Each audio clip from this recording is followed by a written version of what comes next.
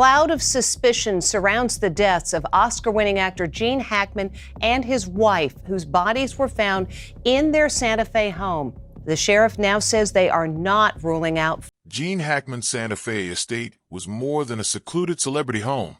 Hidden beneath the property was a mysterious underground tunnel that remained secret for decades. How could a 95-year-old man with Alzheimer's have been connected to something so unusual? And why was it kept out of the public eye? What was found inside raises new questions about the estate's history and purpose, turning an already tragic story into a mystery that continues to spark speculation. The unseen discovery. On the cold morning of February 26, 2025, federal agents arrived at Gene Hackman's sprawling Santa Fe estate with routine expectations. The front door stood unlocked, and the house showed signs of prolonged neglect. Pills scattered on the bathroom counter, a dog deceased in a closet, and two others wandering the grounds confused and hungry. Inside, the bodies of Hackman, aged 95, and his wife Betsy Arakawa, aged 65, were found. Official reports cited cardiovascular disease and Alzheimer's as causes of death, with Betsy having passed nearly 3 weeks earlier, her absence unnoticed in one of the most heavily secured properties in the region. At first glance, the scene seemed straightforward, a sad but ordinary passing of life. Yet, trained eyes noticed discrepancies unusual for a quiet death in a monitored home. Furniture had been recently moved in ways inconsistent with the limited mobility of an elderly couple. Carpet impressions and scuff marks suggested a deliberate rearrangement, and documents in Hackman's study appeared hastily sifted through and returned. Two theories emerged. Either an intruder had methodically searched the premises, or Hackman himself had orchestrated the scene to control what was found.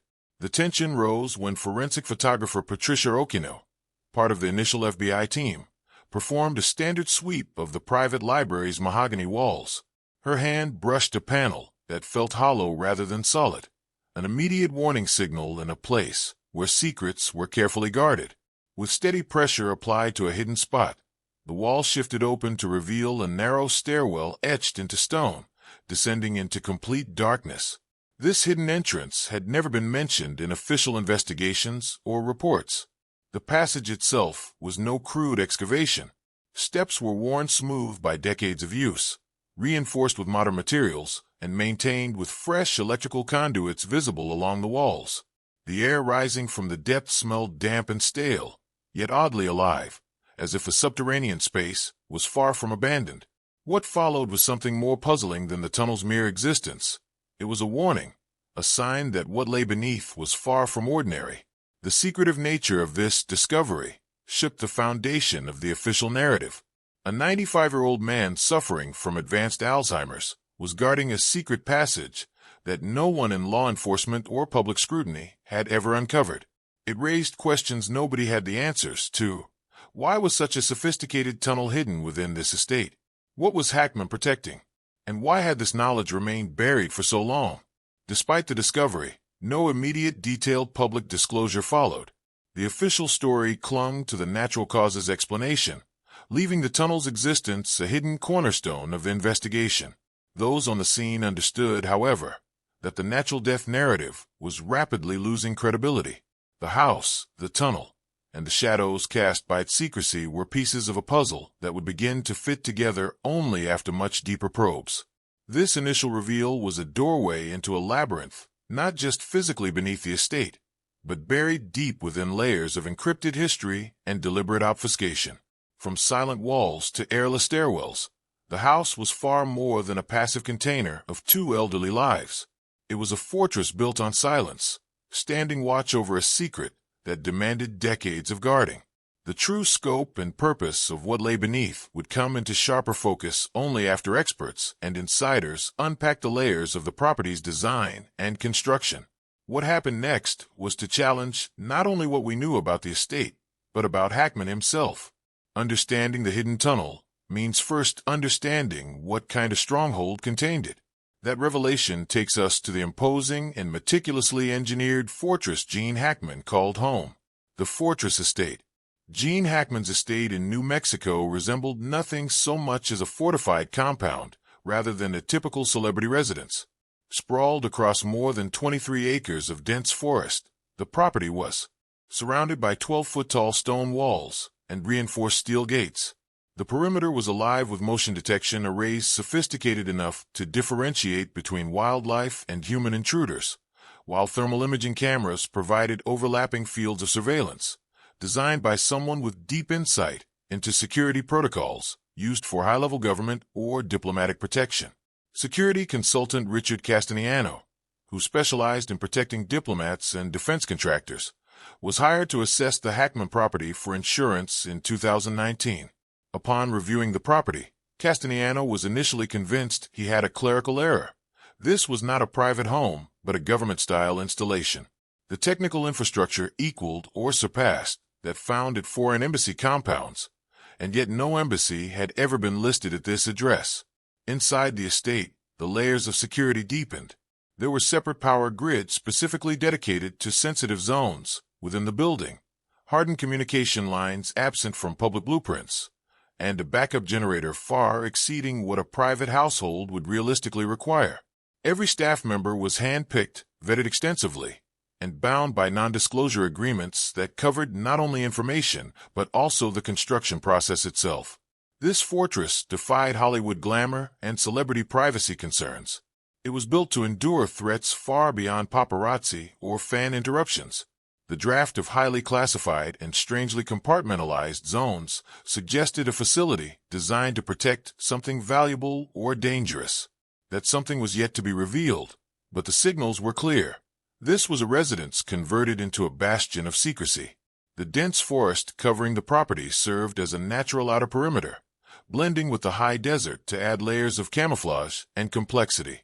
The physical barriers were paired with electronic surveillance sensitive enough to track movement across the land in minute detail. Every inch of the Pari Miguel Reyes, a seasoned foundation and structural specialist with 3 decades of experience in Santa Fe, initially regarded his work on the Hackman estate as routine.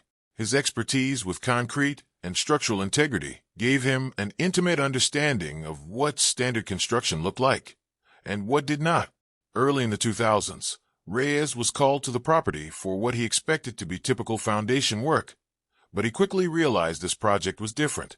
Certain sections required walls 18 inches thick, a measure far beyond what typical residences or even wine cellars warranted. Reyes recalls asking what the space was for, receiving the answer storage, which scarcely satisfied his expertise. He said, "You do not build storage like you are preparing to survive a detonation."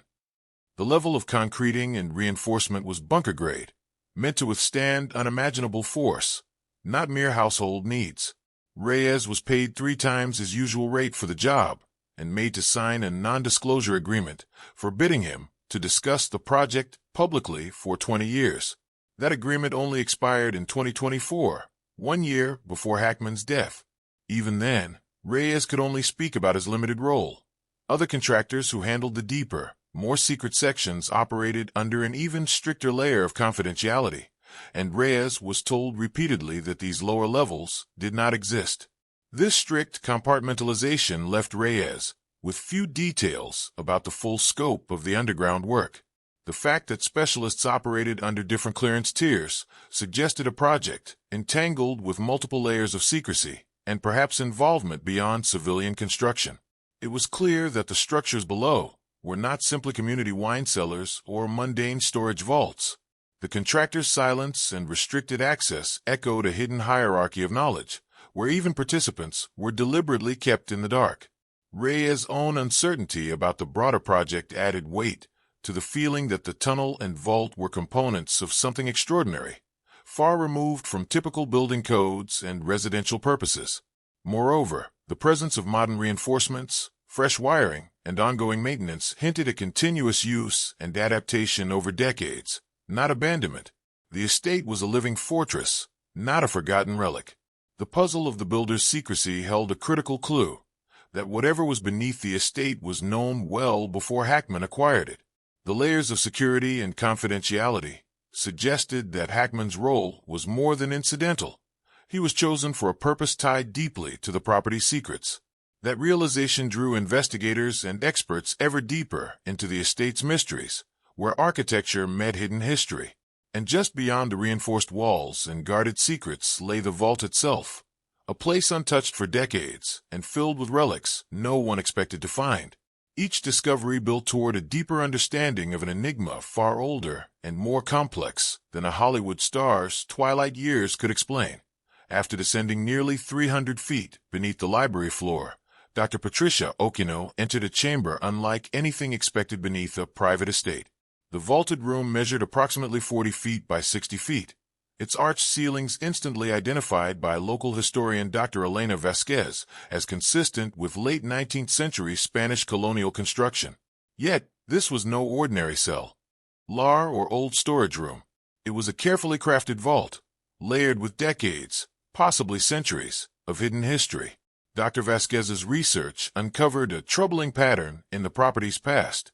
Between 1920 and 1965, the land had changed hands no fewer than 7 times, each transaction cloaked in shell companies, anonymous trusts, and deliberately vague paperwork. Documentation seemed engineered to obscure ownership, as if those involved wished to vanish without a trace. The legal smoke screen only deepened the aura of mystery surrounding the estate. Between 1945 and 1950, 3 separate geological surveys had been commissioned on the land, yet all resulting reports were incomplete. 2 of the surveyors mysteriously left New Mexico within months, while the third died in a suspicious car accident just weeks after completing his assessment. This disturbing trilogy of events had gone unnoticed in public records until Vasquez began piecing them together, adding ominous context to the chamber's secrets. Inside the vault, agents discovered 47 wooden crates lining its stone walls. Some were intact, others had begun to decay, spilling their contents, artifacts layered with dust thick enough to suggest decades of undisturbed stillness. Yet near certain crates, the dust showed evidence of recent disturbance, indicating someone had accessed the chamber before the FBI's arrival, and it was not law enforcement. Among the finds was a leather-bound ledger dated 1947, its pages filled in German with names, dates, and unexplained financial figures. Another crate contained 63 fragile, yellowed photographs depicting men in unidentifiable military uniforms, their gatherings set in dim, secretive locations. Several photographs had names surgically excised from the images, with 2 faces famously cut cleanly from a picture taken at what appeared to be the very tunnel entrance decades prior. The photographs, coupled with the artifacts, suggested a clandestine operation or group with affiliations unknown to any mainstream military or governmental body. The unsettling removal of identities implied a purpose beyond mere secrecy, erasure from history altogether. This chamber held more than relics. It was a crypt of forgotten or hidden alliances. As Okino swept her flashlight across the far wall, she uncovered another profoundly disturbing element. Hundreds of precise symbols densely carved in stone from floor to ceiling. The markings evoked an intense and inexplicable reaction in her. Despite 22 years of forensic experience, she described physical discomfort and a sense of seeing something forbidden. The chamber was no forgotten cellar. It was a vault of encoded knowledge and warning, sealed away beneath layers of stone and time. Whatever had been stored here was deliberately hidden behind a fortress, obscured in shadow, awaiting discovery or cautioning against it. This chamber raised new questions. Who carved these symbols, and what message were they conveying? The answers, it seemed, rested somewhere between the cryptic carvings and the cold metal door that still lay sealed beyond. The language of the past was about to collide with modern investigation in ways that confounded and disturbed even the experts. A deeper understanding of these cryptic carvings would be essential to unlocking the vault's true purpose, shifting the investigation from architectural mystery toward a puzzle of forgotten knowledge and secret codes. Cryptic symbols and codes. The intricacy and density of the symbols covering the chamber walls rapidly became the obsession of forensic and scientific experts. Over 300 individual glyphs were photographed during the initial survey, each carved with precision and intentionality. Dr. Okino admitted she could not focus on any one symbol for more than 30 seconds without a visceral reaction, unlike any she had experienced in her career. Researchers analyzing the documented carvings found no consensus on their origin or meaning. Some symbols bore resemblance to medieval alchemical notations, complex glyphs that have puzzled historians for centuries. Others resembled technical schematics, diagrams suggesting mid-20th century engineering concepts, far beyond the capabilities expected in Spanish colonial times. A third group of symbols defied classification altogether, strange shapes and lines with no known parallels in historical or technological archives. The diversity of these markings suggested multiple layers of meaning, potentially combining arcane, mechanical, and cryptographic elements. The possibility that someone had encoded a message accessible only to initiates was a compelling theory. Astrophysicist Dr. Marcus Webb was brought in to carefully analyze the spatial and mathematical relationships within the carvings. Working for 3 intense weeks under strict security protocols, Webb delved into the configurations, mapping the symbols against known astronomical data. His findings were as astonishing as they were unsettling.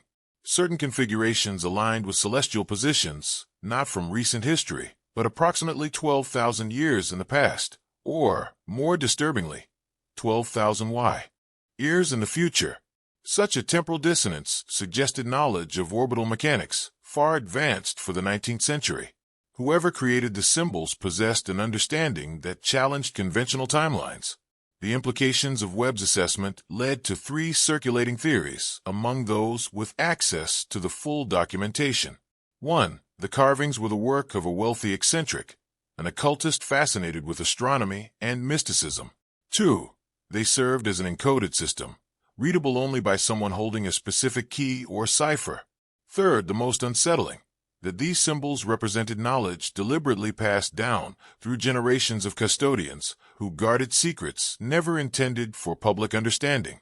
If the third theory held truth, the official story of the estate, its history, and Gene Hackman's involvement was only the surface of a far deeper and stranger truth. The symbols were not mere decoration or misdirection. They were a warning, or perhaps a guide, for those who truly knew how to read them. The last image Dr. Okino captured that night was a deep spiral carved into a stone panel 3 feet off the ground, featuring a small human figure at its center. Above this figure was an unknown script, and beneath it, hastily scratched in English, were 3 chilling letters, RUN. This abrupt, stark warning underscored the danger and mystery embedded in this underground chamber. Such a message begged the question, what was so perilous that it demanded decades of concealment, cryptic symbols, and an iron door built to never be opened? The answer continued to elude investigators, but the warning was clear. Beneath Gene Hackman's estate lay secrets meant to remain buried, shielded by both stone and the silence of time. The symbols were a silent language, part history, part caution, and part enigma, that challenged all who dared to look too closely, beckoning us toward questions with answers still beyond reach. At the far end of the underground vault, hidden behind a collapsed stack of crates, federal agents came face to face with an imposing iron door. Towering 8 feet tall and nearly 4 inches thick, its surface was corroded and crusted with decades of rust and grime, clearly untouched for an extraordinarily long time. This was no ordinary door. It lacked any handles or external mechanisms that a visitor might use, suggesting it was never meant to be opened casually, or perhaps ever. The door's locking system was a heavy, corroded mechanism built for one purpose: to keep whatever lay beyond that barrier permanently sealed away. Metallurgical analysis raised immediate questions. The alloy composition did not match anything typical of late 19th century New Mexico craftsmanship, hinting at a much later construction date, possibly mid-20th century. This suggested that someone had returned decades after the chamber was first built to install a barrier of extraordinary seriousness. One anonymous FBI agent recalled the moment they pushed aside the crates and saw the door for the first time. "We thought we understood what kind of place we were in," he said. "Then we saw the door and everything went completely silent." Its overwhelming presence seemed to convey that it had been waiting longer than any person present had been alive, and that what it concealed was not meant to be disturbed. To this day, the iron door remains sealed. Official statements from the FBI are vague, carefully worded to avoid revealing details about why the door has never been opened. Some investigators speculate the Tunnel might connect to a broader underground network, linking to Cold War installations or military infrastructure deliberately erased from official records. Others believe a secondary, more dangerous chamber lies behind the door, containing whatever was considered too risky for the outer vault. A smaller group, the most cautious of all, suspects the door was locked permanently by individuals who understood exactly what they were locking away. They made a conscious choice that it should never be opened, a decision as much about containment as warning. In this theory, the door serves as the final line between the surface world and something so hazardous it demands absolute quarantine. Thermal imaging conducted on the door revealed an alarming detail: airflow on the other side. Sensors detected subtle temperature gradients consistent with a functional ventilation system. This was not a sealed tomb or a forgotten chamber exhausted of oxygen decades ago. The space beyond the door remained alive, circulating air and maintaining a connection to the outside world. The ventilation suggested not only that the space continued deeper underground, but also that it had a way in and out unknown to those above ground. Thermal scans reached only so far before dissolving into static, which in itself extended beyond any structure that could reasonably fit within the property's boundaries. This hinted at something vast and hidden, extending beneath more than just Hackman's land. Miguel Reyes, the contractor, remembered a detail that hadn't fully registered with him at the time. There had been discussions about installing blast-resistant doors, industrial-grade, government specification barriers designed to protect against catastrophic events. Though he never worked on that part, he confirmed others were found to do so. The origins of that work and the identity of the teams involved remain unknown and deliberately obscured. Neighbors in the area had long sensed something unusual beneath the surface. Reports of unexplained vibrations, muffled mechanical sounds, and power fluctuations traced back to the estate lent weight to the idea of an active, functioning underground complex. The iron door stood as a silent sentinel to all these mysteries, guarding a secret so profound that no official agency has dared to breach it. The existence of this sealed iron barrier invites another question. What was happening in Hackman's final days above this silent threshold? In the weeks leading up to his death, Gene Hackman's behavior and the estate's internal activities pointed to a strange, almost ritualistic engagement with the underground secrets he guarded. Despite his advanced age and Alzheimer's diagnosis, Hackman appeared unusually active within the house, especially in the private library that concealed the tunnel's entrance. Forensic evidence suggested he was deliberately relocating documents and furniture, perhaps curating what investigators would eventually uncover. This careful rearrangement of personal belongings challenged the official narrative of a peaceful passing. Scuff marks on floors and fresh impressions in carpet indicated recent, purposeful movements inconsistent with a man in the final stages of cognitive decline. Documents appeared hastily sorted and replaced, as if Hackman were exercising control over the story his estate might tell after his death. What remains particularly troubling is that Betsy Arakawa's death went undetected for more than 3 weeks on a property equipped with one of the most sophisticated private surveillance systems in the American Southwest. Internal camera footage from those weeks was found corrupted or entirely unreadable.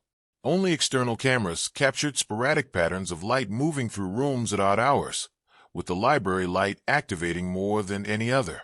These surveillance anomalies raise pressing questions about who, if anyone, accessed the estate during those critical weeks. Was Hackman alone in the house, or did someone else navigate with purpose? His motions toward the library tunnel suggest he may have been preparing for the inevitable investigation, to conceal some secrets while exposing others. Investigators remain baffled as to why a 95-year-old man with advanced Alzheimer's would be the only person with known access to the tunnel in those final weeks. The sophisticated security network, staff under strict non-disclosure agreements, and the protective design of the estate leave many wondering how such a solitary guardian could manage this labyrinth alone. Former employees of the estate add another layer of mystery. Several staff members vanished without a trace after leaving, their last known addresses dead ends, and their family members reporting years of silence. Local researchers who began probing the property's history similarly disappeared from record, some relocating out of state with no explanation. Power fluctuations linked to the estate, unmarked trucks arriving in the dead of night, and neighbors' accounts of mechanical sounds emanating from underground create a backdrop of continuous hidden activity. One neighbor even recalled seeing Hackman standing motionless outside in the early morning chill, staring intently at a fixed point on the grounds. The same location where the tunnel entrance was later confirmed. The perfectly synchronized silence over these final weeks contrasts sharply with the complex surveillance apparatus designed to catch any intrusion. This contradiction suggests an invisible line had been drawn between what Hackman controlled and what remained beyond reach. The last days of Gene Hackman and his wife do not fit the quiet, natural ending reported officially. Instead, they hint at a man still fiercely guarding something beneath his feet, and a secret that may yet outlive him.